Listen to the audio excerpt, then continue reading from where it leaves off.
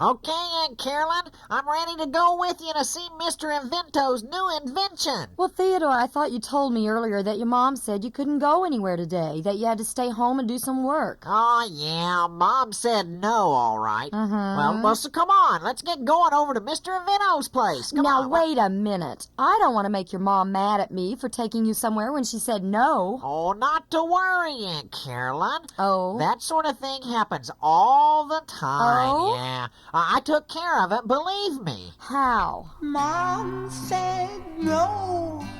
I said why. She told me not to cry. Tears came down. I said please. She told me to get off my knees. I said I had to. She said no. I said I need to. She said so. I said try to sympathize. She said no. No surprise. I said think about it. She said no. I said it's important. She said, oh. She told me not to try. She said no, so I said why. I said later. She said no. I said I'd run away. Oh, she said go. I said maybe then I asked her again. She was silent, so I said when. She said I was just a pest. So I called Daddy, and he said yes. We'll return with more Kids Radio Show after this. What if a zebra had spots? Do you think he'd like that a lot? Or what if a tiger had polka dots? Or what if a leopard did not? Or what if we could sleep like a bat, but dine like an aristocrat? Instead of going to work, we'd hang around and get fat. I know some people like that. What if we talk with our nose? What if the sun froze? Exactly what do you suppose would be if we didn't wear clothes? What if a hippo could fly, or flutter like a dragonfly? Do you think that any would try? Or what if an onion could cry? What if a goat lost his appetite? Or do you think he'd be alright? What if a tree could read and write? What if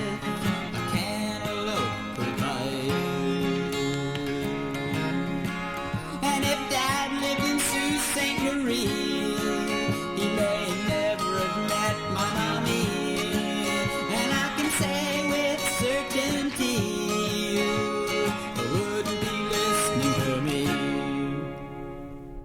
What if? Yeah, that is the big question, eh? Yes, what if Theodore and I decide to leave unless you just hurry up and show us this new invention you were so anxious for us to see? You are always in such a big hurry, Miss Carolyn. Where is the fire, huh? We have plenty of time. In fact, time is exactly why I asked you over here today. And you've wasted quite a bit of my time already. Yeah, come on, Mr. Invento. We haven't got all day. Theodore's right. Ach du lieber, so impatient. Very well. What would you say if I told you that you not only had all day, but you could have all the time you want? Well, I'd say wonderful, because I never have enough time to get everything done. You know, Aunt Carolyn, time is a funny thing around my house. What Yeah. do you mean, Theodore? Well, for as long as I can remember, the word later is used more than any other term I can think of when we talk about time at my house. My parents are always telling me, later, Theodore, later. So before long, I was using that word myself when they asked me for times that I was going to do something, you know? And before I knew it, later was a great word to use for a time that nobody can exactly put their finger on and pin you down. Well, Theodore, that's called procrastination, and it's not a very good habit to get into. Hey, it's practical. What can I say? I asked my mom to take me shopping. I was bored, nothing to do. Mom was busy, couldn't stop what she was doing, and I knew it would be later, later, later, later, later, later, later, later, later, later, later, later, later, later. Shouldn't you be doing homework? Shouldn't you have washed your face? I asked you twice to dump the garbage, brush your teeth, help clean this place.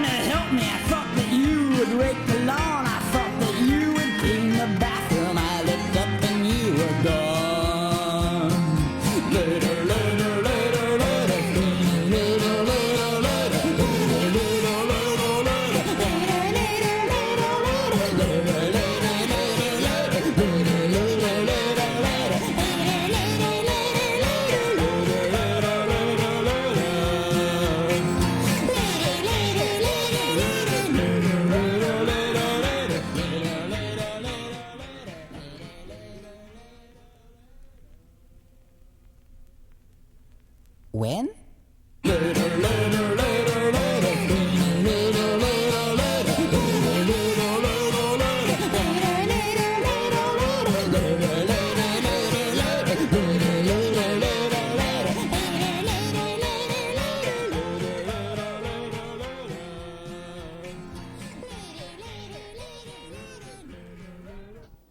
Yeah, well, I can see that time is on everyone's mind in one way or another, so let's go have a look at my new invention, the time elevator. What? A time elevator? Mr. Invento, this is just the ordinary old elevator that you've always had here in your apartment building. Ah, that is what it looks like, maybe. But I have some very important alterations on how this ordinary-looking apartment elevator operates. You mean you've been messing around with how this elevator operates? Oh, Anna Maria Spaghetti is the landlady here, Aunt Carolyn, and I don't think she's going to like it if she finds out that Invento has been tinkering around with her elevator. That's for sure. Oh, she is just a big bag of wind, that's all. Where is your sense of adventure, your urge to plumb the depths of the unknown? Oh, I think we just have a healthy caution, Mr. Invento. Aren't you even going to ask me how it works? Oh, brother. No, I don't think so. Come on, Aunt Carolyn, let's go home. I'm right behind you, Theodore. It works on water. Water?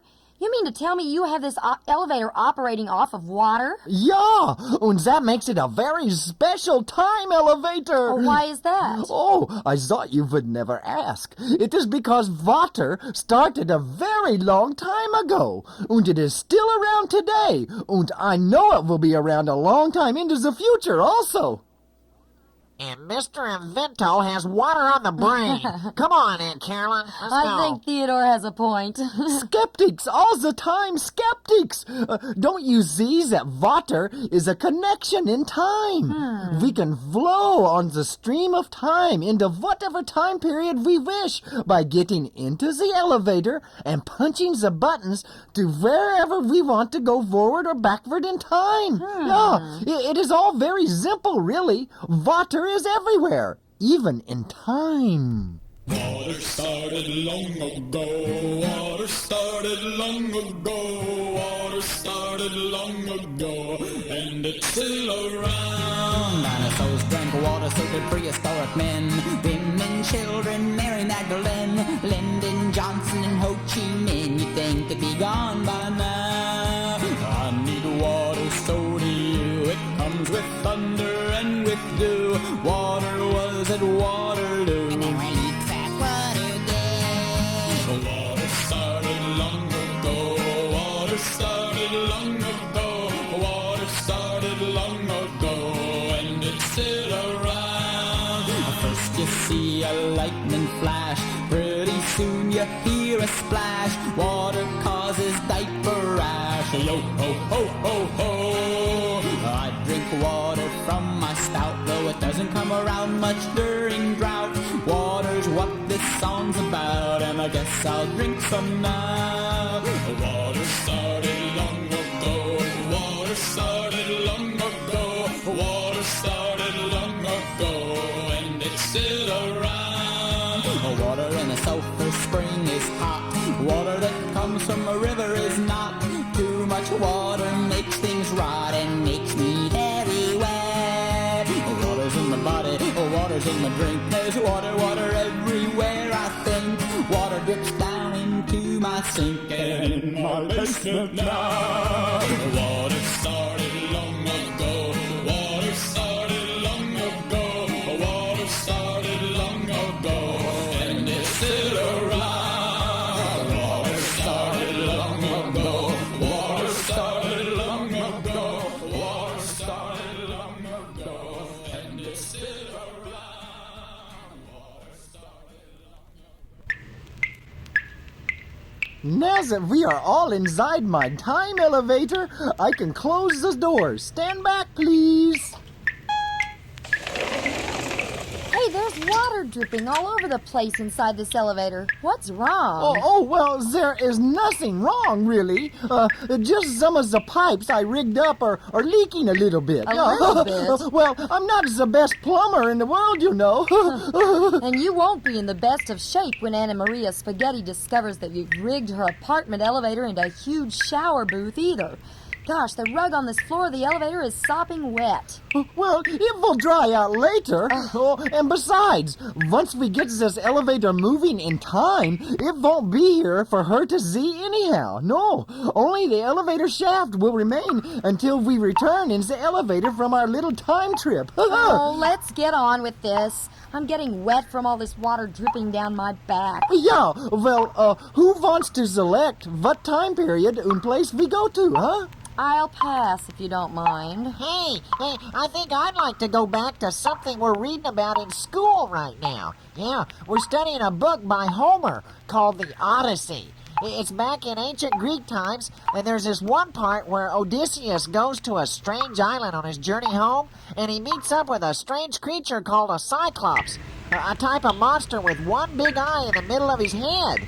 And the monster's name was Polyphemus. Can we go there, huh? Can we, huh? I think we are dealing with a myth there, Theodore. Oh, well, maybe, and maybe not, Miss Carolyn. Many of the old mythology stories were based on real events and real people. I think Theodore has a very good idea for us to investigate with our time elevator. This is your time rig, not ours. Well, whatever. Now, let me make the proper settings on the time register here. Let's see. That would be the BC period, yeah. And we want a Mediterranean island. And we want the island of the Cyclops, of course. Yeah, there. Yeah, well, yes. The proper coordinates are dropped into the elevator now. Yeah, but nothing's happening. Oh, that is because we have not made the correct psychological link with that time period yet, Miss Carolyn.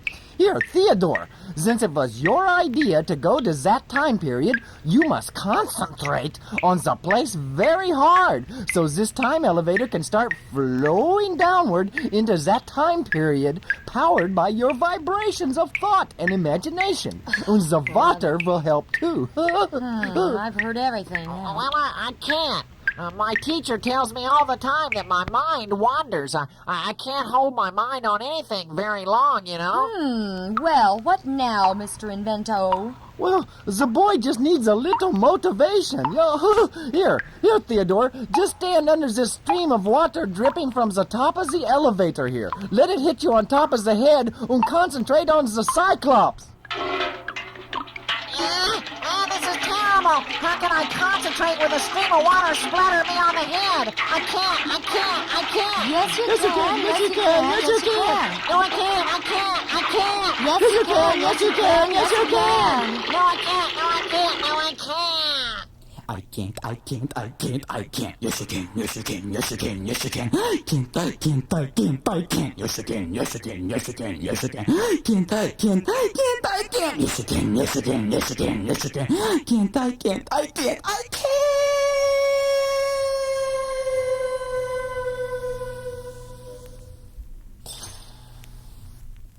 Huh. I guess he couldn't. We'll return for more Kids Radio Show in a moment.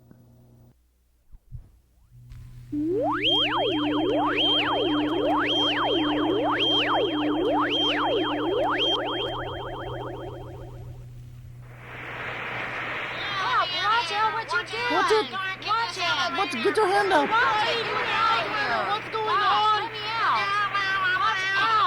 Get your hand out of my eye. Watch out. Watch it. Back up. Hey! Quiet, everybody! Look!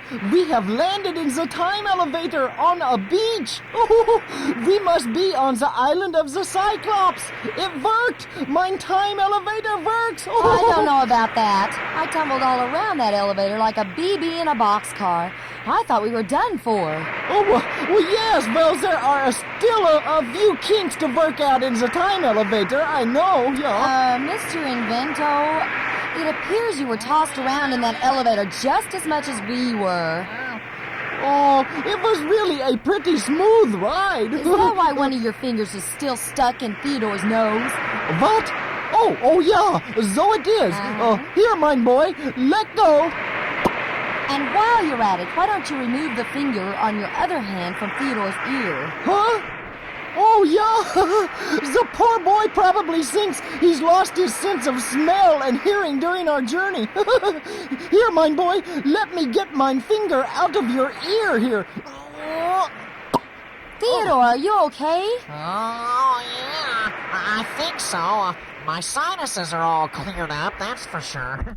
Don't put your finger up your nose, 'cause your nose knows it's not the place it goes. You can sniffle, you can sneeze, but I'm asking you, please, don't put your finger up your nose. Don't stick your finger up your ear, 'cause then your ear will find it hard to hear. You can thump and you can tug it, but please don't plug it. Don't stick your finger up your ear.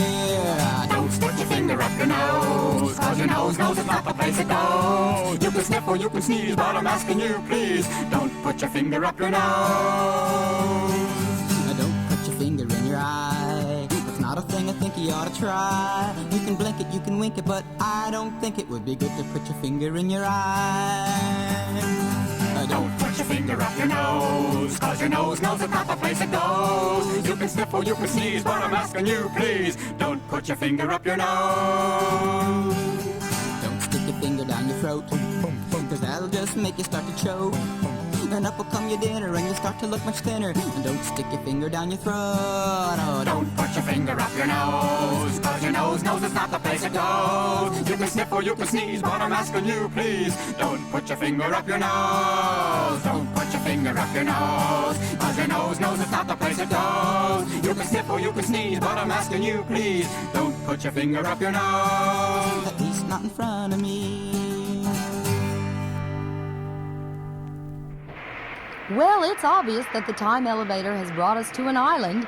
We've landed on a beach, all right, but I'm not so sure what time period we're in, or whether this is even the island of the Cyclops. Well, that is not too hard to solve. We just need to ask someone. Oh, really? Well, I don't happen to see a great many human beings milling around right now. But Aunt Carolyn, if this is the island of the Cyclops, the one-eyed monster that the Greek hero Odysseus is supposed to fight, well, I doubt if you could find many humans hanging around at all. You do have a point there, Theodore. It's just our luck to end up being a one-eyed Cyclops' next meal. Look, there is something walking down the beach towards us. Oh, let's get out of here, Invento!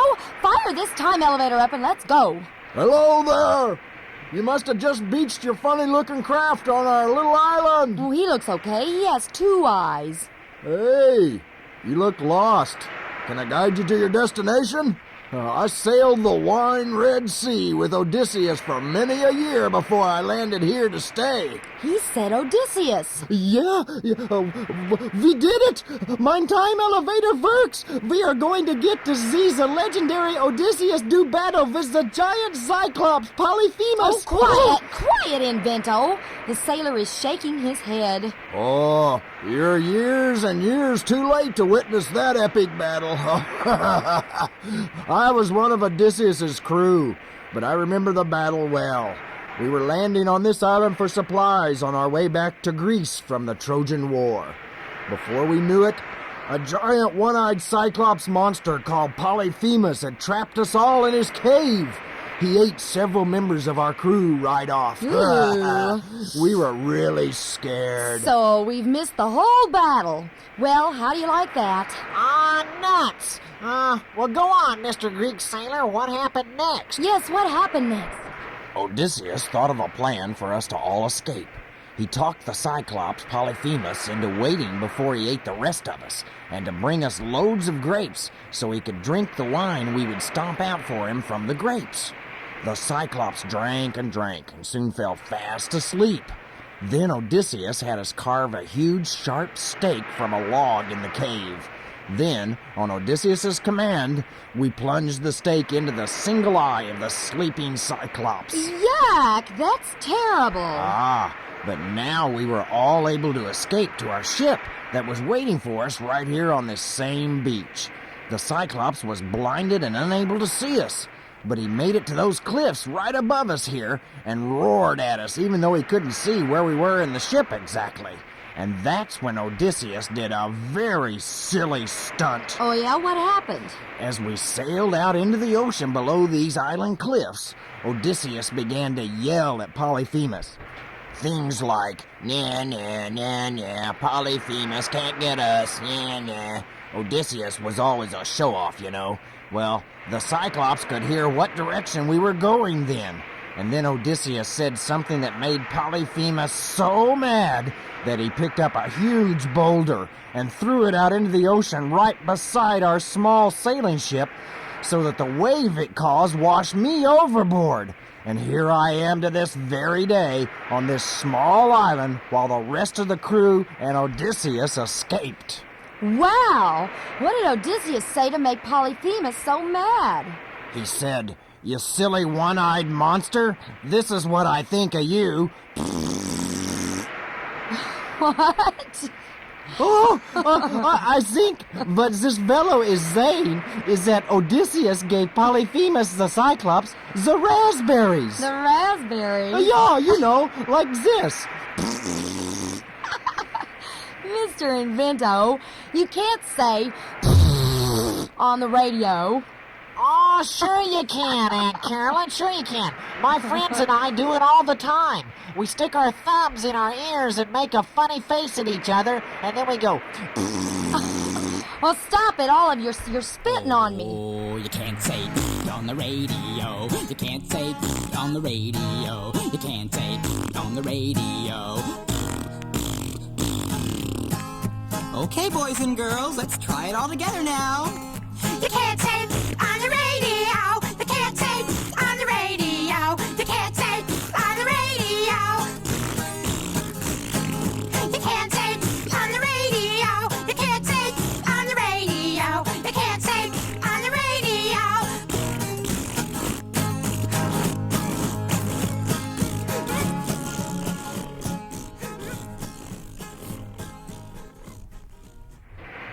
Well, we've missed the great battle between the Cyclops and Odysseus, so let's just get into the time elevator and head for home, if we're lucky. Well, it's been nice seeing some fellow beings and talking with you. Have a good voyage. Well, wait a moment. Don't you want to come with us so you can get off this island with a blinded and angry Cyclops roaming around on it? Oh, I don't worry about Polyphemus, nah. I saw him fall into the ocean off the cliffs not long after Odysseus sailed away. He was so mad about being given the raspberries that he just started swimming out to sea after Odysseus' ship, and I never saw him again. But aren't you awfully lonely here on this island all by yourself? I never said I was all alone here. I have a family that lives in Polyphemus's old cave. We're very happy here. But I thought you said you were the only one who washed overboard from the giant boulder that landed beside your ship. Well, I was. But there was more than just me and Polyphemus the Cyclops on this island already. It seems that Polyphemus had a sister, and we decided to settle down and have a family. Well, I was tired of the sailor life, so now we just raise our young ones here on Cyclops Island. Yeah, before you sail off in your strange ship, let me tell you how I met Polly. She has one eye in the middle of her forehead, but I love her anyway. She's the apple of my eye, and vice versa, of course.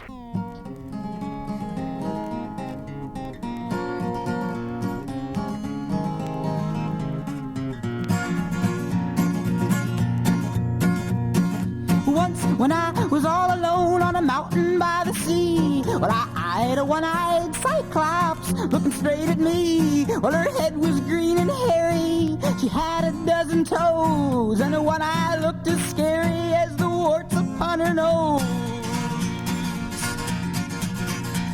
Oh, I must have looked forlorn when I saw she had 3 arms. I feared that I was gone, I knew she meant me harm. I tried to run away from her, but I was losing ground. She was coming faster and faster at me, screaming a horrible sound.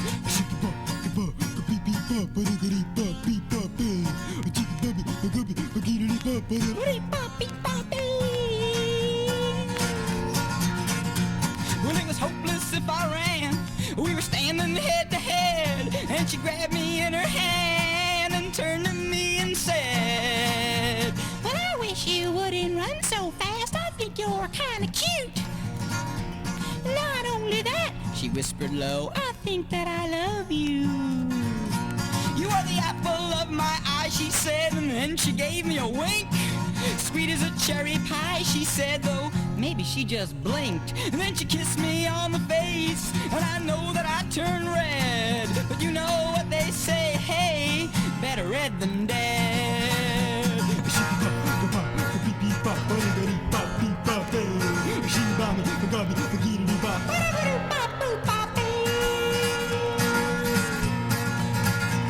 Well, it happened oh so fast, sounded oh so weird, and though her mouth had a funny taste, well, it was nothing as I feared. You know, I always did like blue-eyed girl, she's the perfect one for me. I married her, and you know, she even likes poetry. And I see now what I feared was what I did not know. And I guess you can love someone with warts upon their nose. Because I live up on the mountain now, bordered by the sea, with a half a dozen Cyclops kids who almost look like me. She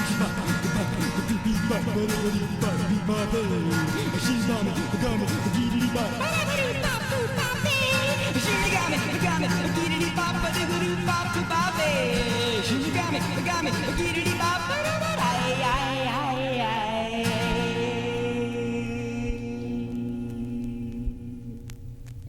return for the conclusion of Kids Radio Show shortly.